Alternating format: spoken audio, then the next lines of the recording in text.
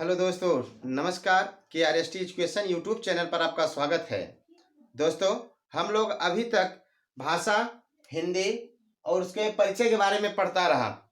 आज हम लोग बहुत ही महत्वपूर्ण भाग जो कि प्रत्येक परीक्षाओं में पूछे जाते हैं, यहाँ से प्रश्न अवश्य बनते हैं और कम से कम 5 से 6 प्रश्न बनते रहते हैं। ऐसे भाग को पढ़ेंगे, उसका नाम वर्णमाला है। क्या है? वर्णमाला।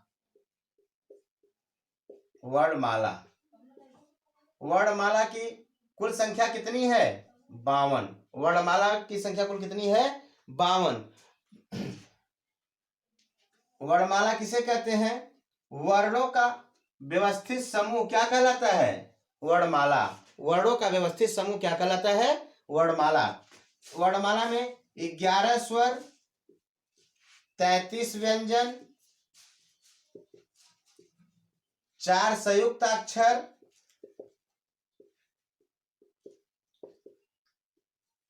2 द्विगुणित,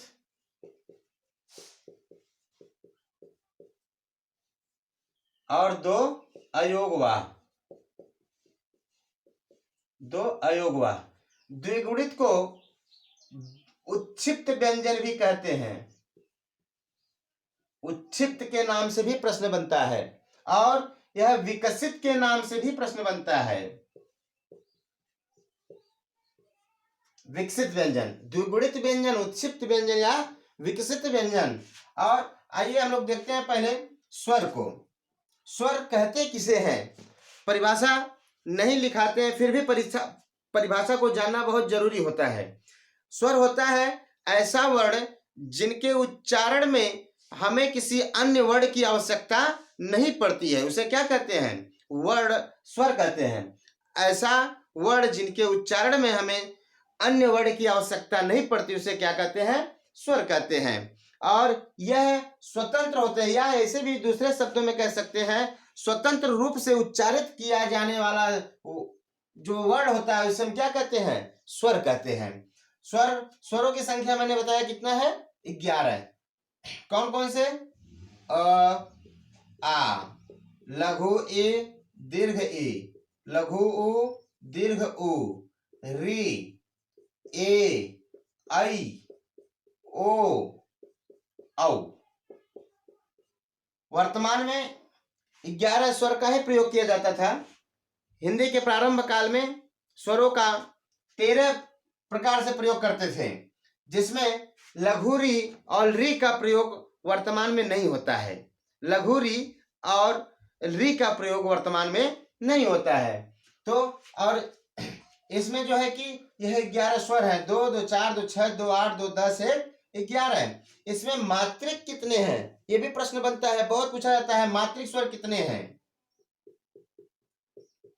मात्रिक स्वर सब 10 है, केवल अ को छोड़कर। अ को छोड़कर बाकी सभी 10 क्या है? मात्रिक है। इसमें अमात्रिक कितने बचे? अमात्रिक केवल एक बचा आपका। हो गया ना? अच्छा, ये देखते हैं, जब किसी भी शब्द में केवल अ का ही प्रोनाउंसिएशन हो तो ये समझ जाइए वह अमात्रिक शब्द है। जैसे कमल। क्या है? कमल। इसमें क्या है? अ, क, अ, म, अ, ल, अ, अर्थात इसे हम कह सकते हैं क्या है? अमात्रिक शब्द है। अब देखते हैं स्वर के प्रकार। स्वर के प्रकार कितने हैं? स्वर 3 प्रकार के होते हैं। पहला ह्रस्व स्वर, दीर्घ स्वर दूसरा, और तीसरा आपका है प्लुत स्वर। प्लुत स्वर। ह्रस्व स्वर किसे कहते हैं? कि जिनका उच्चारण करने में एकमात्र समय लगता हो। ऐसा वर्ण जिनका उच्चारण करने में एकमात्र समय लगता हो उसे हम क्या कहते हैं? ह्रस्व स्वर कहते हैं। अ, ई, उ, री। ठीक, अयूरी। अर्थात इन्हें हम अक्षर भी कहते हैं। कैसे अक्षर कहते हैं? कि जिनका और भी नाश नहीं किया जा सकता, उसे हम क्या कहते हैं? अक्षर कहते हैं। जिनका और भी खंड न हो सके, उसे हम क्या कहते हैं? अक्षर कहते हैं। दीर्घ स्वर किसे कहते हैं? ऐसा स्वर जिनका उच्चारण करने में 2 मात्रा का समय लगता हो। अर्थात स्वर का जो पहला ह्रस्व स्वर है, ह्रस्व स्वर का 2 गुना समय जिसमें लगता हो उच्चारण करने में, तो वह क्या कहलाता है? दीर्घ स्वर। ह्रस्व स्वर ये है, शेष सभी क्या है आपके? दीर्घ स्वर हो गए। अब शेष सभी में मत पूछिएगा कि नहीं सर शेष क्या क्या है। अरे आप भाई 11 स्वरों में से 4 निकल गया, शेष कौन कौन सा 7 बचा, उसको आप अच्छी तरह से देख सकते हैं, समझ सकते हैं। अच्छा, अब प्लुत स्वर। प्लुत स्वर क्या होता है? ऐसा स्वर जिनको उच्चारित करने के लिए 3 मात्रा का समय लगता हो, अर्थात ह्रस्व स्वर का 3 गुना समय लगता हो, उसे हम क्या कहते हैं? प्लुत स्वर कहते हैं। ये बहुत महत्वपूर्ण है प्लुत स्वर। इनका उपयोग कहाँ कहाँ किया जाता है? इनका उपयोग किसी को बुलाने में, रोने में, चिल्लाने में, गीत को गाने में इसका प्रयोग किया जाता है।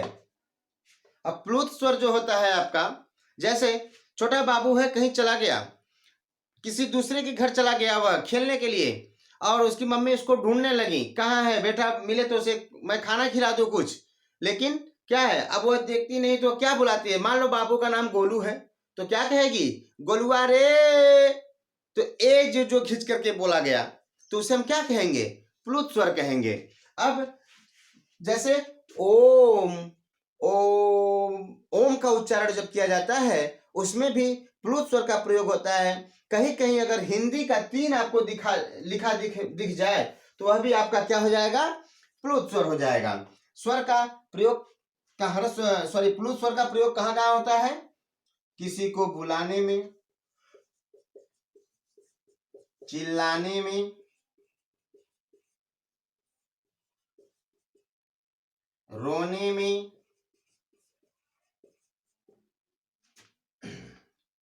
गीत गाने में। गीत भी जब शुरू करते हैं, जब गीत गाना लोग प्रारंभ करते हैं, ओ की जो ध्वनि होती है, जब निकालते हैं तो बहुत लंबे समय तक खींचते चले जाते हैं, तो वह क्या होता है? वह आपका प्लुत स्वर होता है। तो इस तरह से देखा गया कि वर्णमाला कुल 52 है। किन किन रूपों में इनका विभाजन किया गया है? इसके बाद कौन कौन से हैं? मात्रिक कौन है, अमात्रिक कौन है, स्वर के प्रकार ह्रस्व, दीर्घ और प्लुत है। इसको स्क्रीनशॉट ले लीजिए। तब तक अगला शुरू करता हूं मैं। जिह्वा के आधार पर स्वर के भेद। जिह्वा के आधार पर स्वर के भेद।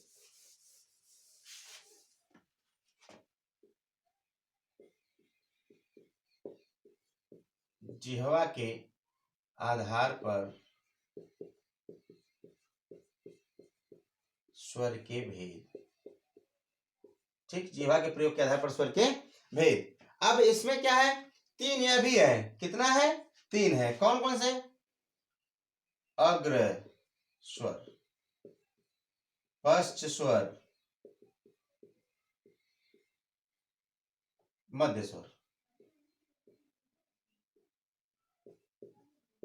और पश्च स्वर। ठीक, अग्र स्वर, मध्य स्वर और पश्च स्वर। अग्र स्वर क्या होता है? जैसे कहीं कोई फंक्शन है, भाई विद्यालय हो या फंक्शन हो, कहीं भी है, लड्डू बाबू और सोना बाबू दोनों को जाना है। सोना बाबू प्रोग्राम में पहले पहुंच गया। सोना बाबू बहुत आगे पहुंचते हैं, समय के बड़े पक्के होते हैं, और लड्डू बाबू जो होते हैं हमेशा समय को देर से ही मालूम पड़ता है कि लड्डू बाबू बहुत बड़ा नेता है, वह जो है कि हमेशा देर से पहुंचने की कोशिश करेगा। लेकिन सोना बाबू पहले पहुंच गई और आगे जाकर के बैठ गई। अब लड्डू बाबू गया, वो पीछे बैठ गया। तब तक लड्डू बाबू का मित्र आ गया। वह पूछा, अरे तुम्हारी सोना बाबू कहाँ है? तो वो बताता है कि नहीं, सोना मेरी प्रिय है, वह कहाँ बैठी है? आगे।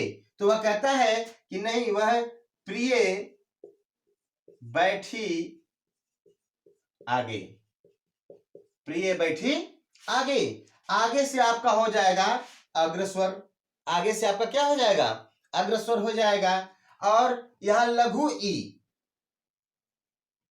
लघु ई, दीर्घ ई, दीर्घ ई, ए ऐ, ऐ, ए ऐ, यह क्या है हमारा, अग्रस्वर है। यह क्या है, अग्रस्वर है। अब मध्य स्वर, जिह्वा के मध्य भाग का केवल प्रयोग होता है। कौन सा स्वर है, प्रश्न बनता है कि किस स्वर में जिह्वा के मध्य भाग का प्रयोग किया जाता है, तो उसे कहते हैं ओ। क्या कहते हैं, ओ। अ हमारा क्या है, मध्य स्वर है। जब भी इसका उच्चारण करेंगे आप ओ, उसमें क्या होगा आपका, मध्य स्वर यही होगा। पस स्वर में क्या बचा, लघु उ, दीर्घ उ, री, फिर लघु उ, दीर्घ उ, फिर री, इसके बाद आपका ओ, औ, ठीक, ओ औ, कितने, और इसमें आ, क्या बचा आपका, आ।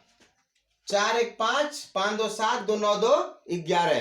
जिह्वा के आधार पर भी आपका विभाजन हो गया, अग्रस्वर, मध्य स्वर और पश्च स्वर। अब नेक्स्ट प्रकार जो होता है उसका, उसको देखते हैं। पहला मान लीजिए, दूसरा है, अब क्या है, उच्चारण काल के आधार पर स्वर के भेद। उच्चारण काल या बोलने में लगे समय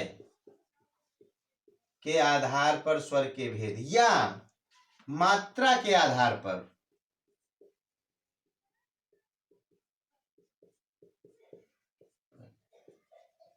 स्वर के भेद।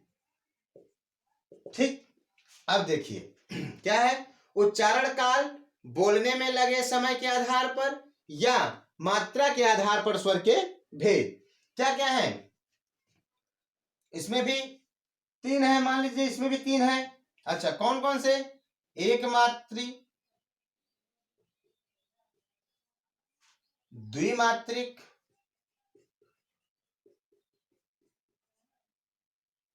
और त्रिमात्रिक।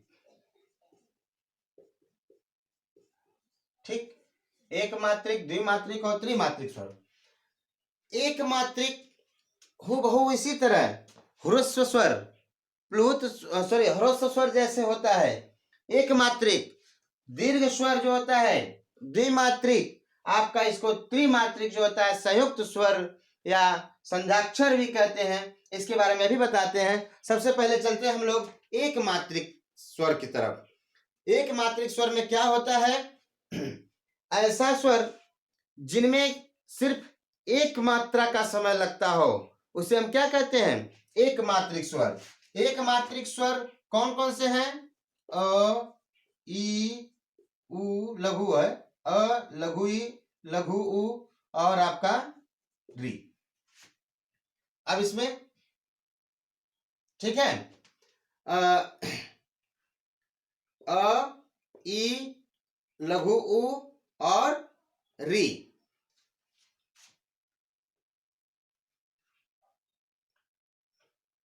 ठीक, अब इसे हम क्या कहते हैं, मूल स्वर।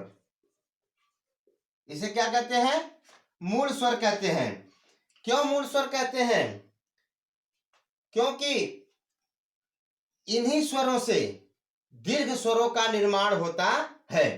इन्हीं स्वरों से दीर्घ स्वरों का निर्माण होता है।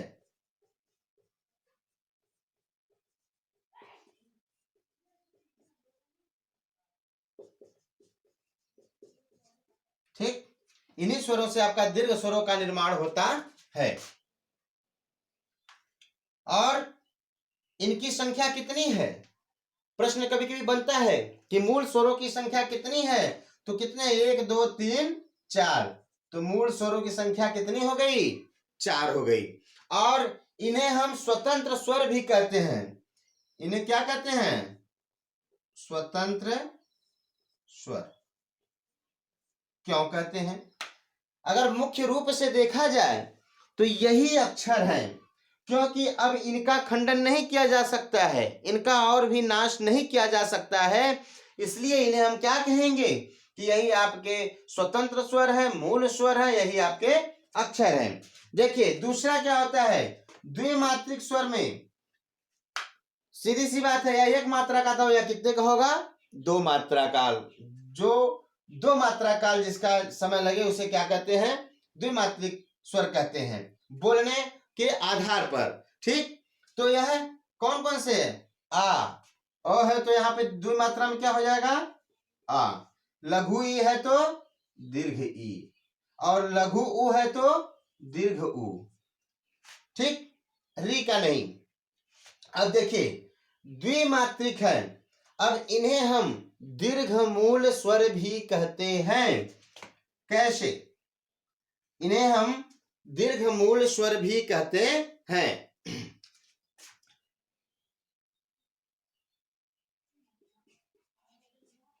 दीर्घमूल स्वर, दीर्घमूल स्वर की संख्या कितनी है, 3। कितनी है, 3। दीर्घमूल स्वर की संख्या कितनी है, 3। और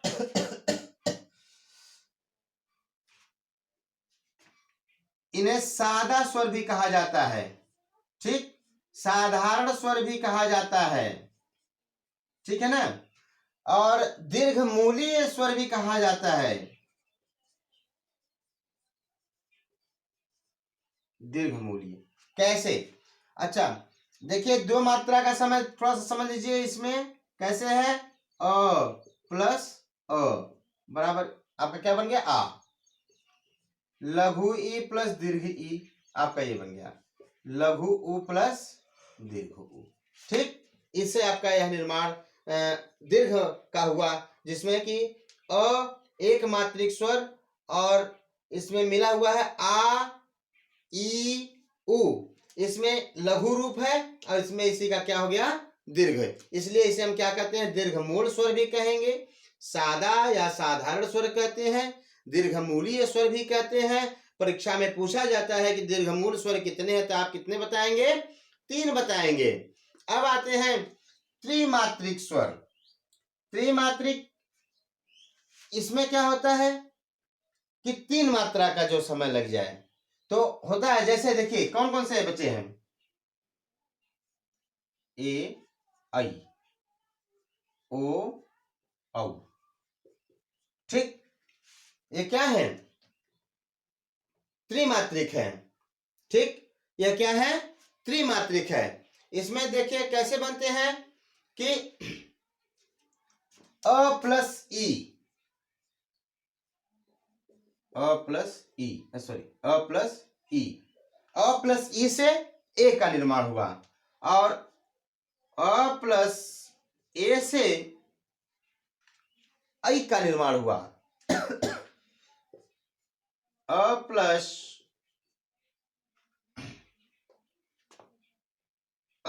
उ से, अ प्लस उ से ओ का निर्माण हुआ, और अ प्लस ओ से औ का निर्माण हुआ।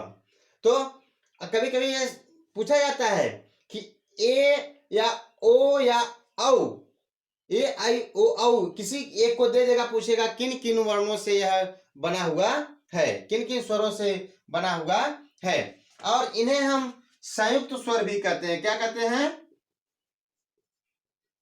संयुक्त स्वर भी कहते हैं। क्यों? क्योंकि यह कई स्वरों से संयुक्त होकर बना है। इन्हें हम संध्याक्षर भी कहते हैं।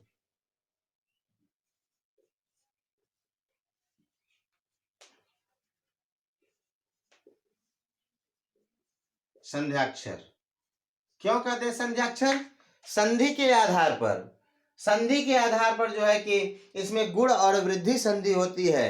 कौन कौन से, गुण और वृद्धि संधि के आधार पर इसे हम क्या कहते हैं, संध्याक्षर कहते हैं। इसे क्या कहते हैं, संध्याक्षर कहते हैं। और इसमें जो होता है आपका, इसे हम मिश्रित स्वर भी कहते हैं। क्या कहते हैं? मिश्रित स्वर भी कहते हैं। कैसे? क्योंकि मिश्रित, मिक्स, मिल करके बना है, इसलिए इसे हम क्या कहेंगे? मिश्रित स्वर कहेंगे। इसको आप स्क्रीनशॉट ले लीजिए। हाँ, अब नेक्स्ट आपका है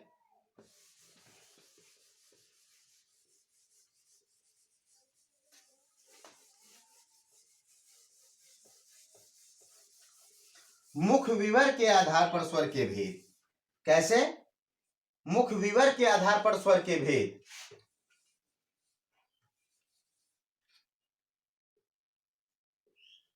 मुख विवर के आधार पर स्वर के भेद। तो यह आपके कितने हो जाएंगे? 4। मुख विवर, मुख विवर का मतलब होता है मुख का खुलना या मुख का बंद होना। मुख का खुलना या मुख का बंद होना क्या कहलाता है? मुख विवर कहलाता है। पहला, इसमें पहला आपका जो मुख विवर के आधार पर जो होता है वह विवृत स्वर होता है। विवृत स्वर। ठीक। दूसरा आपका होता है अर्धविवृत स्वर। अर्धविवृत स्वर। और तीसरा होता है आपका संवृत्त स्वर। और चौथा आपका है अर्धसंवृत्त स्वर। ठीक। विवृत स्वर, अर्धविवृत स्वर, संवृत्त स्वर, अर्धसंवृत्त स्वर। अब विवृत स्वर क्या होता है कि ऐसा स्वर जिनके उच्चारण में मुख पूर्ण रूप से खुल जाता हो, यानी कि मुख का पूर्ण रूप से खुलना क्या कहलाता है? विवृत स्वर। इसमें लिख लेंगे मुख का पूर्ण रूप से खुलना। ठीक, ब्रैकेट। मुख का पूर्ण रूप से खुलना क्या कहलाता है? विवृत। इसमें कौन सा स्वर उच्चारित करने में आपका पूरा मुख खुलेगा? आ। क्या? आ। ठीक। मुख का पूर्ण रूप से खुलना विवृत है आपका, तो वही अर्ध विवृत बना दिया गया है। अर्ध का मतलब आधा, और जब आधा है तो आधा मुख का खुलना क्या कहलाता है? अर्ध विवृत कहलाता है। मुख का आधा खुलना, मुख का आधा खुलना क्या कहलाता है? मुख का आधा खुलना क्या कहलाता है? अर्धविवृत कहलाता है। इसमें क्या होता है? जब आ बोल रहे हैं तो पूरा खुल रहा है, तो जब आ इसका आधा किसमें खुलेगा? ओ। किसमें खुलेगा? ओ। इसके बाद ए, लघु ए, सॉरी दीर्घ, मतलब ए, आई, आई, इसको क्या बोलते हैं? आई।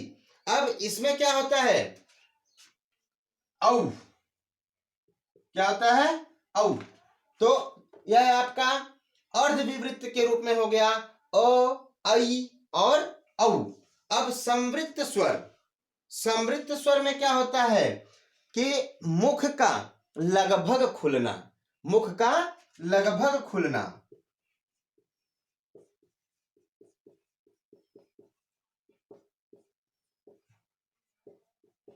मुख का लगभग खुलना आपका क्या कहलाता है? समृद्ध स्वर। तो समृद्ध स्वर ये किसमें किसमें खुल रहा है आपका? लगभग लगभग। लघु ई, दीर्घ ई, लघु दीर्घ उ, ई लगभग वो खुल रहा है। ई, उ, उ, तो हुआ ना। और आपका री, क्या हो गया आपका? री। तो यह समृद्ध मुख का लगभग खुलना, लघु ई, दीर्घ ई, लघु दीर्घ उ, और आपका री, और अर्ध समृद्ध, इधर लिखा अर्ध समृद्ध आपका। अर्ध समृद्ध का मतलब होता है मुख का आधा बंद होना, मुख का आधा बंद होना क्या कहलाता है? अर्ध समृद्ध कहलाता है। अब जैसे अब इसमें से सब जो जो आपका शेष बचा है कौन? ए और ओ। ठीक, यह एग्जाम्स में बहुत पूछा जाता है। मुख्य विवर के आधार पर स्वर के भेद बहुत पूछा जाता है कि विवृत क्या होता है, समृद्ध क्या होता है, कौन सा समृद्ध स्वर है, कौन सा विवृत स्वर है, कौन सा अर्ध विवृत है, कौन सा अर्ध समृद्ध है। इस तरह से हमेशा प्रश्न बनते रहते हैं। इसलिए इन स्वरों को जानना आपका बहुत महत्वपूर्ण होता है। इन स्वरों की जानकारी रखना, कौन सा विवृत है, कौन सा अर्ध विवृत है, कौन संयुक्त है, समृद्ध है, कौन सा अर्ध समृद्ध है। तो अब इस तरह से कभी कभी प्रश्न में बनता है कि किस वर्ण का लघु दीर्घ रूप नहीं बनता, किस वर्ण का दीर्घ रूप नहीं बनता। तो वह कौन सा है? लृ। लृ का दीर्घ रूप नहीं बनता। और जैसे कि पूछ दिया कि किस वर्ण का लघु, दीर्घ और ह्रस्व तीनों रूप बनते हैं, जी कौन कौन से वर्ण जिनका लघु,